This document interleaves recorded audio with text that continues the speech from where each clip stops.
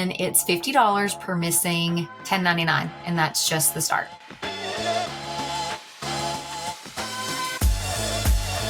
Hey photographers, and welcome to another episode of The Edit. I am Erin from Nashville.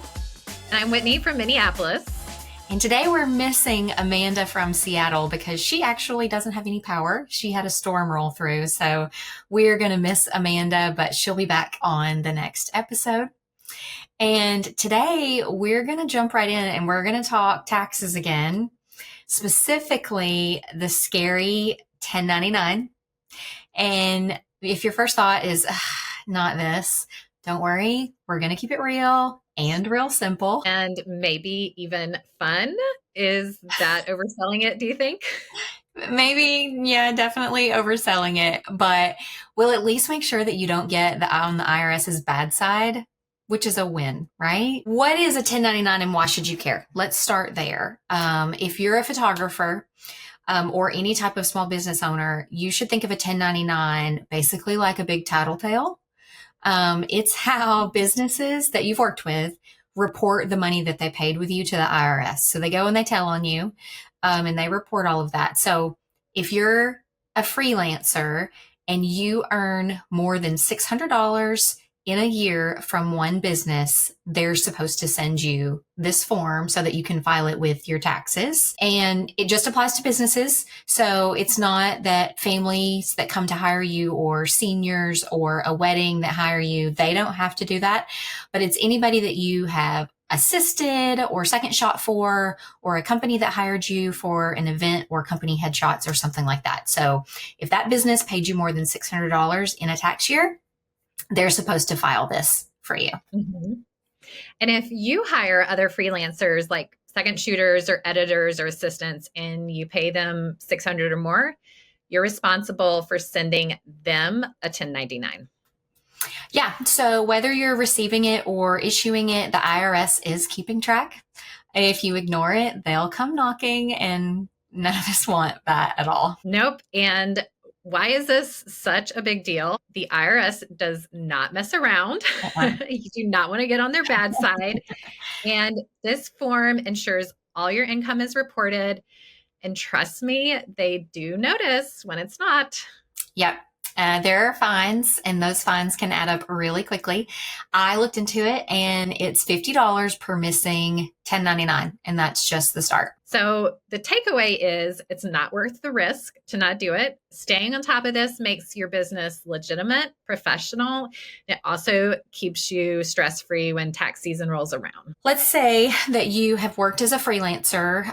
You're making more than $600 from a business, and now you're getting some 1099s. The first thing that you want to do is check your mailbox or your email, because in January, they start rolling out. And you need to remember that no taxes are taken out of this money. So you'll need to set aside funds for Uncle Sam. And we'll talk a little bit more about that in a minute. And if you've hired someone and you've paid them more than $600, you need to issue them a 1099 NEC. The deadline for that is January 31st. So it's very quickly approaching, but this is a lot easier than it sounds. And here's a tip for you. Before you pay anyone, get them to fill out a W-9 form. This is what's going to give you their tax ID or social security number, which is what you need to do their 1099 later. And I wouldn't wait until January for this. You know, if you're just hearing about this now, then you can do this now. But in the future, I wouldn't wait, because chasing them down at the last minute is about as fun as like editing 5,000 wedding photos in one night. But so as soon as you've paid somebody $600, once you hit that mark, you should just go ahead and send them a W-9 and then keep it on file. And those are easy to find if you just Google W-9. They're on the IRS's website, and you can send them that way. And it doesn't have to give you a headache. There's a lot of tools you can use, QuickBooks, HoneyBook, that you can track payments and even help you issue 1099s. And Erin, do you know if Dubsado does this? Because I know you like Dubsado. I do, and I don't use Dubsado for any type of bookkeeping or anything. I actually use QuickBooks for all of my bookkeeping. Okay. And so I don't know if Dubsado does or not. Okay. We'll have to check on that. Yeah. You also, another option is to just hire a bookkeeper. Seriously, we've talked about outsourcing many times in the past. We've talked a little bit about taxes and about budgeting and about, all of the things. This is just one of those things that we swear it's a game changer and it's tax deductible. So there you go. Love that for us. Yeah. So here's the part we don't love. Here's the tough part. If you're earning 1099 income, nobody's taking taxes out of that for you, which we hope that you know at this point if you've been listening to the podcast, but that is your job to take out the money for taxes. Which means that you need to set aside around 25 to 30% of every payment for taxes. Quarterly payments are your new best friend or worst enemy, depending on how organized you are. And that is not me, not organized. I always point out that Amanda was valedictorian of her high school class and that she's always so organized. I feel like she's probably so on top of it. Oh, she and maybe I'm in the middle, and then sweet ADHD Whitney is not on top of it, but I get it done. Yeah, and that's reality, right? We're all running our businesses differently. But the whole point of this podcast is to help you guys do it as easy as possibly. So make sure that you're setting aside all of that money. And I know we've already said this, but do not ignore the 1099s.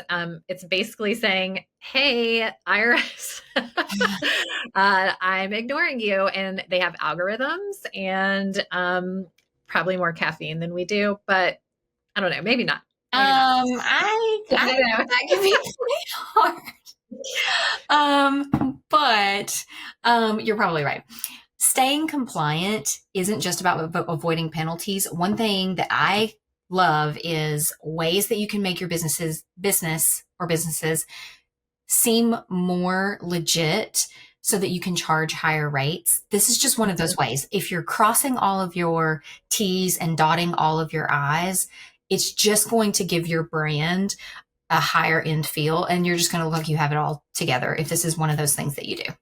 Yep. And seem intimidating. It's just one more thing that you have on your list to take care of. And we know that this is not why you went into business being a photographer, but they're necessary and you can do it. There are resources out there to help you. Keep good records, use the tools. Don't be afraid to ask for help. And we're here cheering you on. If this episode was helpful for you, check out our past episodes for more. We're here to support you wherever you are in your photography journey, whether you've just started out or whether you've been doing this for years. And then we want to keep supporting you as you grow. You can connect with us on Instagram. We are at The Edit Weekly over there, and we'd love to chat with you a little bit. And if you have any questions, we might be able to answer them, but we would love to chat with you. Thanks so much for tuning in, and see you next time. Bye. Bye. Okay, Photo BFFs, if you have not subscribed, do that right now so you never miss a new episode. You can also find us at theeditweekly.com where we have free resources and downloads for you to help grow your photo business.